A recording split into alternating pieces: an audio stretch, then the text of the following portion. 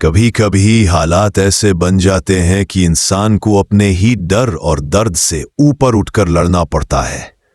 औरत को अक्सर नाजुक और कमजोर कहा जाता है, लेकिन जब उस औरत के सामने उसके परिवार की इज्जत और जीवन का सवाल खड़ा हो जाए तो वही औरत शक्ति का रूप धारण कर लेती है।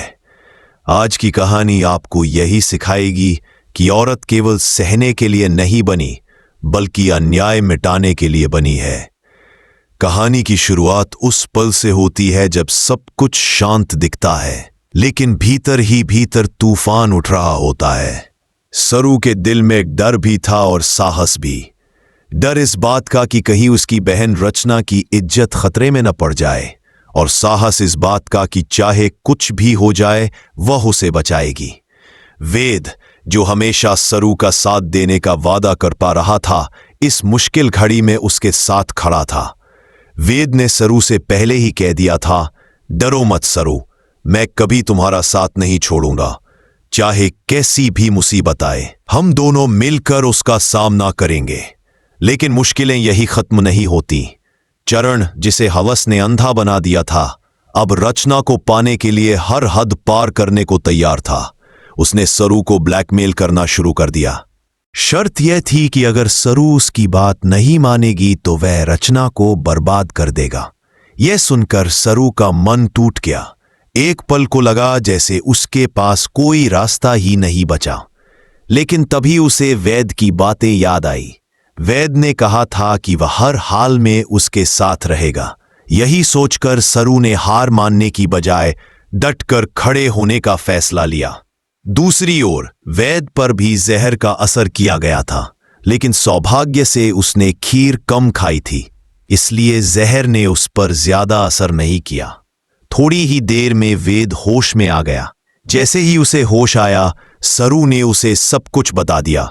कैसे चरण ने उसे ब्लैकमेल किया, कैसे उसने रचना की इज्जत पर बुरी नजर डाली, और कैसे उसने शर्तें थोपकर उनके परिवार को डराने की कोशिश की। वेद सब सुनकर आग बबूला हो गया।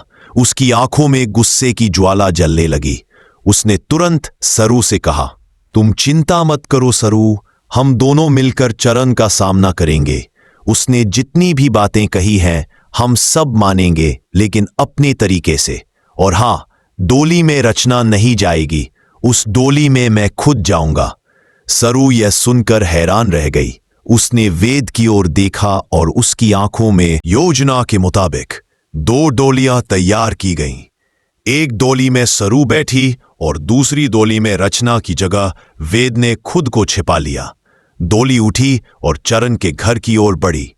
चरण इस बात से खुश था कि उसकी चाल काम कर रही है। उसे लगा अब उसकी जीत पक्की है, लेकिन उसे यह नहीं पता था कि जिस डोली में वह रचना को समझ रहा है, उसमें वास्तव में वेद बैठा है।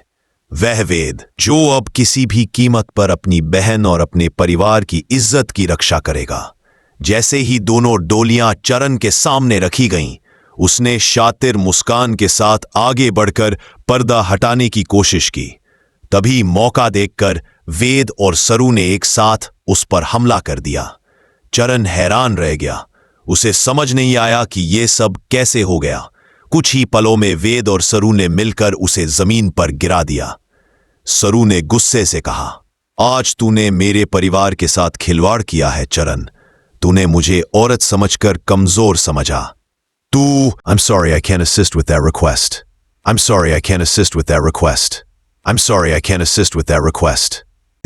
चरण जमीन पर पड़ा कराह रहा था, लेकिन उसकी आंखों में अभी भी नफरत और बदले की आग जल रही थी। वह बोला, तुम लोगों को लगता है कि तुमने मुझे हरा दिया? यह तो सिर्फ शुरुआत है, असली खेल अभी बाकी है। सरू और वेद ने एक दूसरे की ओर देखा। उन्हें समझ आ गया कि चरण इतना आसान नहीं है कि हार मान ले। ऐसे लोग चालाक होते हैं और जब तक सांस चलती है तब तक चाल चलते रहते हैं। रचना, जो अब तक डर के मारे कांप रही थी, सरू के गले लगकर रो पड़ी। उसने कहा, बीदी, अगर आप और जीजाजी न होते तो आज मेरा क्या हाल होता? मैं तो सब कुछ खो चुकी होती। सरू ने उसे सीने से लगाया और बोली, नहीं रचना, जब तक मैं हूं कोई तुम्हारी इज्जत पर हाथ नहीं डाल सकता। तुम अब सुरक्षित हो। लेकिन तभी वेद ने कहा, हमें जल्दी यहां से निकलना होगा। चरण के आदमी अभी आ सकते हैं। अगर उन्होंने हमें घेर लिया तो मुसीबत बढ़ जाएगी। सबने सिर हिलाया और डोलियों की ओर बढ़े, लेकिन रास्ते में ही चरण के गुंडे आ धमके। उनके हाथों में तलवारें और लाठियां थीं। उनकी आंखों में खून उतर आया था। उनमें से एक ने चिल्लाकर कहा, भागने की कोशिश मत करना, आज तुम सबको यही खा। वाज में कहा, जिसे जो करना है कर लो, लेकिन अब हमारी बहन की ओर कोई आंख उठाकर भी नहीं देख सकता। इसके बाद वहां जमकर लड़ाई हुई। वेद और सरू ने मिलकर गुंडों का सामना किया। वेद की तलवारबाजी देखकर गुंडे कांप गए। सरू भी पीछे नहीं हटी। उसने एक एक करके कई गुंडों को धूल चटा दी। इस बीच रचना ने भी साहस दिखाया। वह भले ही सीधे लड़ाई न लड़ पाई, लेकिन उसने वहां रखे पत्थरों और लकड़ियों से अपने ऊपर हमला करने वाले गुंडों को रोका। यह देखकर सरू को गर्व हुआ। उसने सोचा, आज मेरी बहन ने भी साबित कर दिया कि औरत कमजोर नहीं होती, बस उसके अंदर का साहस जगाना पड़ता है। लंबी लड़ाई के बाद सारे गुंडे जमीन पर गिरे पड़े थे। वेद और सरू थक चुके थे, लेकिन उनके चेहरे पर संतोष था। लेकिन तभी अचानक चरण खड़ा हो गया।